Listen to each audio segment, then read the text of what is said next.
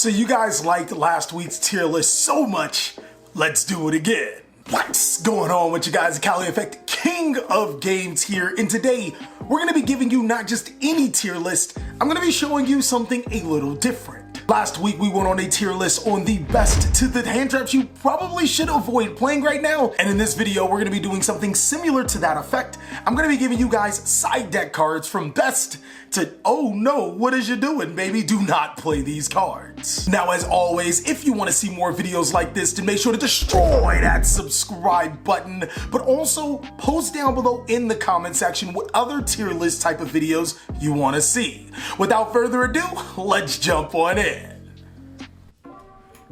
Okay guys, so as normal, or for the second time around, I decided to split this tier list into 5 different categories. The really good side deck cards. These are the cards that you probably more often than not should be playing in your side deck. Then after that is the sauce. These side deck cards are really good under certain circumstances. The side deck cards that are aight, these cards are okay, can shine in certain situations, but I probably would go over the sauce are really good. Not effective is pretty self-explanatory, and oh no, baby, what is you doing? This is a free W if you see your opponent playing it. The first card I have to talk about is Ally of Justice Psycho Reader. We actually talked about this card in our hand trap video. It was really good, and we're just actually gonna put it in the alright category. Now, I'm not to take away from Ally of Justice Psycho Reader, but keep in mind you only have 15 slots for your side deck. Of course, if you can find another way to banish multiple cards in the graveyard, you probably want to put that over Ally of Justice Psycho Reader. But if you are in dire need of banishing multiple light monsters in the graveyard against the Drytrin matchup,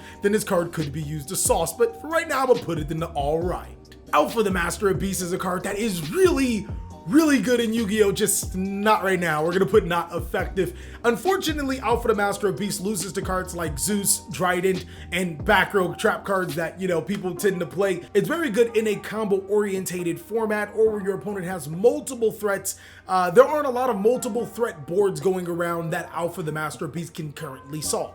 Anti-Spell Fragrance is a card that was really good against Pendulum. It's also extremely good against spell-heavy decks. I'm still gonna put it in the alright category. I thought about the, oh no, baby, what is you doing? But it does stop the opponent from using important spell cards, which can essentially buy you a turn. And if you are playing the Samorglock, that's actually a viable thing. Not sure how far you can go with it, but it's something that could happen. Artifact Lancia is a card that is really good. This is a card that you probably should consider to be placing inside of every single sideboard. It stops all of the top contending decks, Virtual World, Dino, and of course Eldritch, as well as Invoke. So it is a card that is really good right now and you should definitely consider playing. Artifact Lancia has had a really interesting time. I actually would put it in the sauce, but I feel it's kind of not effective. Now hear me out guys, we have so many ways to search Artifact Lancia, but the problem with Artifact Lancia is that there's not a lot of decks that need to go in their extra deck to make huge plays. With cards like Eldritch the Golden Lord and Ultimate Conductor Tyranno roaming inside of players' main boards,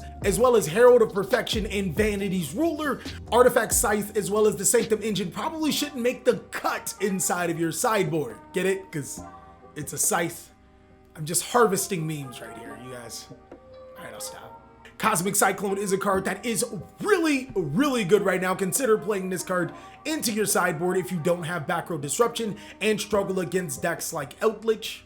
Dark Ruler No More easily has to be in the, oh no, what are you doing, baby? We are not in a combo format, and even the best combo decks have ways to play around Dark Ruler No More. This is a card that you should not be playing inside of your side deck. It's a card that's just not good right now. And what really sucks about this situation is Dark Ruler No More was just reprinted inside of a structure deck. I guess you could say Dark Rulers are no more for now. DD Crow is another amazing card. It's really good in this format, especially if you want more versatility over Ally of Justice Psycho Reader. It allows you to hit multiple cards, spells, traps, monsters. It's amazing in this format. And Danko Sekka is a card that is alright. We gonna be alright. At least I'm gonna be alright. I mean, I know what the song is about. Denko Sekka is a pretty decent card against decks like Eldritch and Dogmatica, but after that, the card just falls apart against decks like Dinos and Virtual World. Denko Sekka is not the best card, but it's definitely not going to lose you any games if played correctly. If Dimensional Barrier isn't a card that's really good, it's definitely a card that's the sauce. It's the Alfredo. Come here. How's Yamada doing? How's Squamata doing? Dimensional Barrier is a card that is amazing in almost every single Yu-Gi-Oh matchup. This card is amazing against decks like Invoked, Zoo, and Virtual World, completely being able to stop them. It's also amazing against the Drytron matchup because D-Barrier is one of those cards that you can call Ritual for too. Now, D-Barrier does struggle against Link-based decks and some Eldritch variants, but this card is like a slam dunk when you play it most of the time. And the fact that you can still play the cards that you were stopping with D-Barrier, just not for that turn, this is what makes D-Barrier so powerful. Dimensional Shifter is a card that is not very effective unless it's played in the right deck that can take advantage of this card. Dimensional Shifter needs to be in a deck where it benefits you to have your cards banished as well, because if you're just activating it to force your opponent to end their turn, I mean, that's okay, I guess. But since we're in a control format, they're just gonna set back row and then mess you up on your turn and you just lost a card. Dino Wrestler Pangotrops is probably the best Yu-Gi-Oh card in a vacuum. Imagine summoning this card, forcing the Zodiac Dryden to activate its effect, and then destroying another card on the field for free.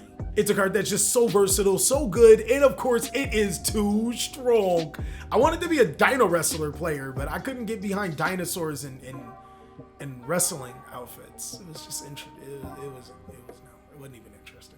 Troll and Lockbird would be in the same situation as Dimensional Shifter, but I'm gonna give it a little bit more of a bump. It's a card that stops your opponent's entire turn under certain matchups like Drytron. You just really need to be able to follow up with something huge, like to be able to disrupt them further or an OTK. Evenly Matched is one of the most sauce Yu-Gi-Oh cards right now. Imagine your opponent setting 5 back row only for you to say, battle phase? Forbidden Chalice is a card that is not very effective, unfortunately. This is seriously feels like a water attack on a grass Pokemon right now. It just doesn't plan out all the time. I think that Forbidden Droplets could be in the really good category if players can actually afford it. I'm sorry, I didn't mean to say it like that. We're still friends, right? But Forbidden Droplets definitely deserves to be in that sauce category. For your entire stimulus check, you can negate cards on your opponent's side of the field, and then when you send your trap cards, your opponent can't respond with their trap cards. That's pretty good. You would think that Kaijus would get to the sauce pattern, but unfortunately they're going to be on the right. This includes Lava Golem and of course Winged Dragon Arouse Sphere Mode. Players have started to move to activating calamities back in your standby phase with Virtual World, and it's normally backed up by another calamity, so yeah, Kaijus don't help you that much there. Same thing with Lava Golem and Winged Dragon Arouse Sphere Mode, better reserved for combo formats or when calamity's limited to one. Either of those could definitely help, but until then, the Kaiju is okay for going against Zeus and Dryden and probably nothing else. Ghost Bell is of course the sauce card. Go ahead and check out that hand trap tier list video if you guys want to see it. And cards like Goes and Match, Rival of the Warlords, as well as There Can Be Only One, get to the not effective category. Now, the only reason why these are in the not effective category is because there's so much back row resistance. Cosmic Cyclone, Harpy's Feather Duster, and of course Twin Twisters are making huge comebacks into the metagame. Imagine having this as one of your blowout cards only to lose to a Twin Twisters. It's really unfortunate because these cards could really shine if there was the right form of protection. Unfortunately, that protection does not exist. You might just have a baby using this card. There's no protection. For the same reason why Goes and Match isn't that good, I think Harpy's Feather Duster definitely goes to the really good category. This is a card that you obviously should be mainboarding or sideboarding at some point in time, depending on your locals. Same thing with Lightning Storm. I know that I said Forbidden Droplets is your stimulus check, but the other half definitely went to Lightning Storms. This is a card that is a Harpy's Feather Duster or a Rageki, depending on how you feel that day. Mystic Mine is a card that is, oh no, what are you doing, baby? Now, the reason why this card just isn't great right now is because in the Drytron matchup, they'll just negate it. Eldritch can destroy it with Conquistador. Dinos, you might actually have us there. No, you don't. There's back row disruption. Invoked kinda doesn't care, but also keep in mind cards like Cosmic Cyclone, Harpy's Feather Duster, Lightning Storm, and a plethora of other cards are being played to the max. Not only is this card outed by cards like Virtual World Chuchi in the main board as well as Conquistador, it just doesn't stop as much as it used to, seeing that trap cards and spell cards have been on a rise. Nibiru is another card that's just not very effective. We are not in a combo format, we're in a control format. I mean, I guess it does have its uses against Virtual World until they still make calamities anyways and you just wasted a card out of your hand. And you gave them a token that's pretty strong. Cypher of Gear Gamma is another alright card. If you're guaranteed to go second, this card is pretty good. And Quaking Mirror Force is the solace, guys. You would not think that I'd be saying Quaking Mirror Force 2020, but boy, this can make some shakes into the meta. These 3 Quakes bring all the cards to the graveyard, damn right. It's better than yours. Wow, friends. Seriously, guys, we're gonna be dropping that album very soon. We got that Raigeki song, and of course, the Milkquake. You were gonna finish that fucking going. Milkquakes, bro. The funny thing is, Quaking Mirror Force doesn't even put cards to the graveyard. It flips them face down. Your opponent attacks you thinking that they got a free shot at your life points, and Quaking Mirror Force not only makes that card that they just attacked with completely useless, I mean, you know, they also have to have a monster spot occupied that they can't get rid of. Red Reboot is a card that I would say is alright right now. You definitely need to follow up with some huge damage, if not game, if you're activating this card. Giving your opponent an additional trap card and paying half their life points is not a deal you want to do unless you can finish off the game quick. Skullmeister is a sauce card, Solemn is a pretty saucy card, and Strike is really good. Now the reason why Solemn Judgment is just a sauce card is because it stops cards like Lightning Storm, Harpy's Feather Duster, Cosmic Cyclone, you know, stuff like that. But Solemn Strike is a card that damn near should probably be in everyone's main deck if you're playing a control deck. I mean, if you actually decide on playing trap cards, Solemn Strike should probably be the first card you pick. Soul Drain, Mind Drain, and Skill Drain are in the oh no, what is you doing, baby? The crazy thing about Soul Drain is that it's actually a really good card right now. It allows you to negate card effects that activate in the graveyard, but unfortunately due to Cosmic Cyclone, Harpy's Feather Duster, Lightning Storm, of course, regular cards that get rid of spell and trap cards like Nightmare Phoenix, as well as Twin Twisters and a plethora of other cards, then yeah, this card's not that hard to get over. Summon Limit is alright. It's a card that can shine in a particular matchup, but yeah, we're in a control format. We only summon twice anyways. Triple Tactics Talent is pretty good right now. Actually, I would put as an alright card. I wouldn't say that it's saucy, and I wouldn't say that it's really good because of the decline of hand traps and the prevalence of traps. Sometimes you don't even have to use monster effects to stop your opponent's turn, making this card completely dead. And to finish it off, Twin Twisters is going to be in that sauce category. At the cost of 1 card from your hand, which some decks don't care about, you can destroy massive back row on your opponent's side of the field. Now granted,